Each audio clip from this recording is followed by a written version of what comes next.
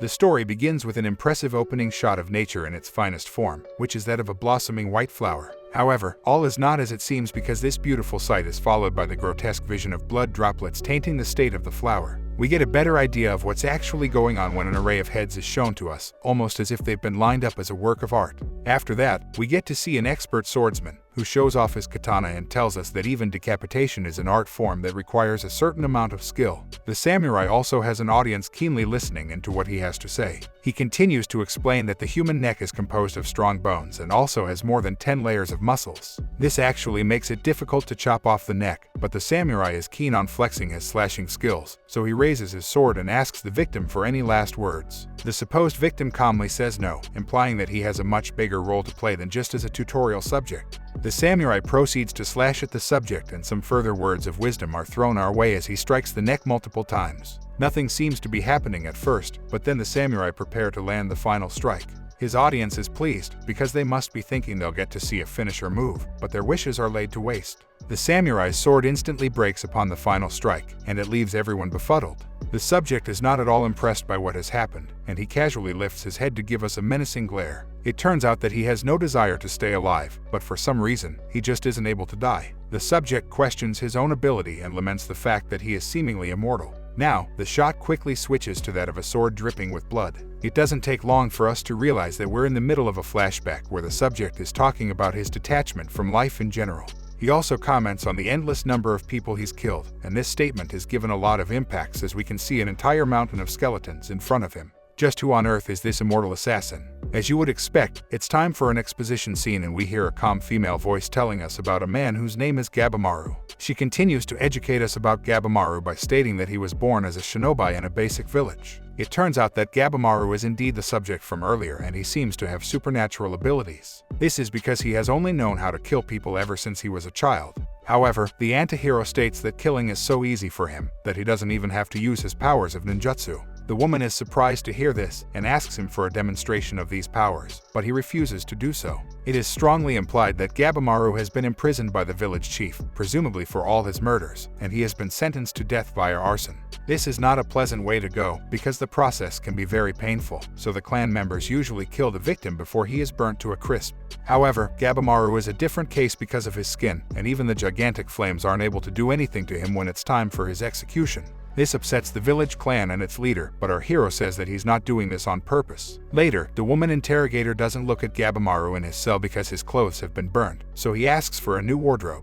However, the woman says that she's only here to record events, so she doesn't care about Gabimaru's body. Our immortal hero is impressed by her professional nature, so he decides to be a good boy and explains his story to her. Of course, the details are a bit blurry, but Gabimaru is able to recollect that his parents were killed right when he was just a little child. After this tragic incident, he was taken in by a ninja clan, where he was trained to become an elite assassin. However, Gabimaru tried to leave the village at one point of time, and was snitched on by the village chief, which is why he has found himself in this current position. The woman wants to know why Gabimaru wanted to leave the village in the first place, and her questioning continues into the next day. The village clan tries to rip him apart using their strongest bulls in a horrific torture tactic, but even this technique does nothing to the immortal assassin.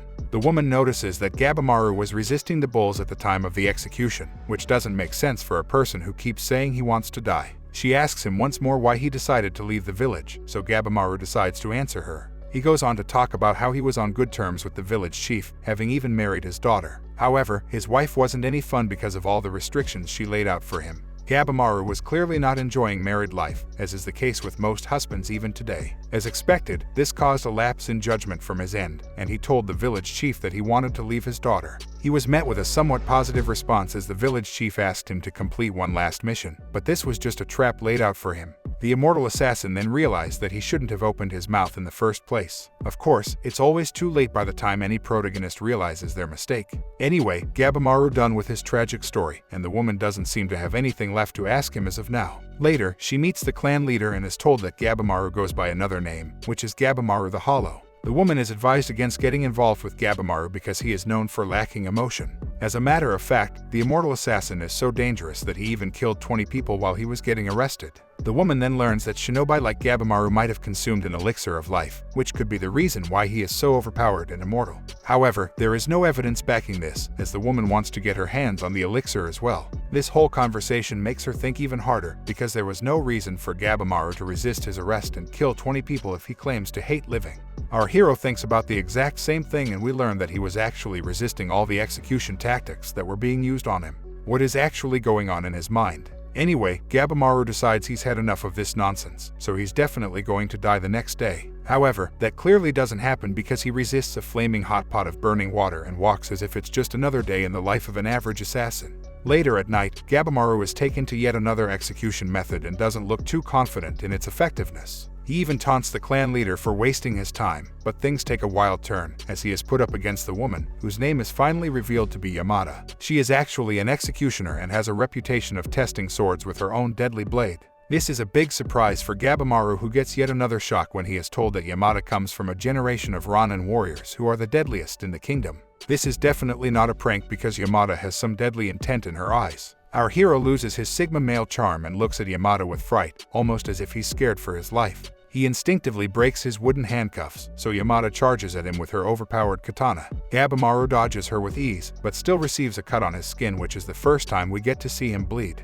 Yamada is not here to play any games, so she confronts Gabimaru for having a desire to live. She's been doing this for a very long time, so she can see right through her victims using her blade. She does admit that Gabimaru is hollow inside, but he lied to her about not being attached to life. As a matter of fact, Yamada also reveals that the immortal assassin actually loves his wife, and she is his reason to live. Gabimaru is not able to take in all of this information, so he snatches a sword and begins a duel with Yamada. It's a deadly fight that showcases the true strength of both warriors. In the middle of the duel, our hero thinks back to the time his wife cared for him after he sustained a lot of injuries. He kept telling her that he was hollow inside, but she simply gave him a hug, which awakened his true feelings of love. We have a look at Gabimaru's wife and learn that her face was ruined by her father over her desire to live a normal life. Gabimaru was the only one who actually liked her despite her face, and this was what made his wife fall in love with him.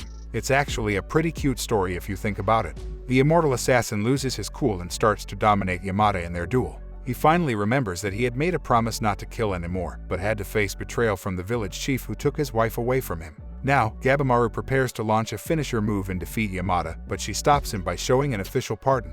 This document not only dismisses all charges against Gabimaru, but also offers him the shogun's protection. In exchange for this pardon, our hero will have to go to the underworld. However, he doesn't need to die for this, as Yamada mentions a holy land where there is only joy and no pain. It has gone by several names, such as Paradise, the Other Side, and Heaven. This holy land is far beyond the kingdom, but was eventually found, so several people went there to get the Elixir of Immortality. However, all of them came as flowers, so it wasn't worth risking innocent people. That's when the shogun came up with a plan to send criminals to the Holy Land and retrieve the elixir in exchange for a pardon. This strategy sounds good in theory, and Gabimaru makes for the ideal candidate, considering how overpowered he really is. Despite Yamada stating this as an official mission, the clan members refuse to pardon Gabimaru over what he has done. They proceed to threaten the immortal assassin, as well as Yamada, but this is clearly a huge mistake. With a renewed sense of motivation, Gabimaru looks at Yamada and offers to show her a glimpse of his ninjutsu powers. Our hero unleashes an ultimate fire blast that defeats all the soldiers in the room within the blink of an eye. The move is so powerful that even Yamada can't help but acknowledge how impressive it is. She knocks down the clan leader and tells Gabimaru that his wife is still waiting for him.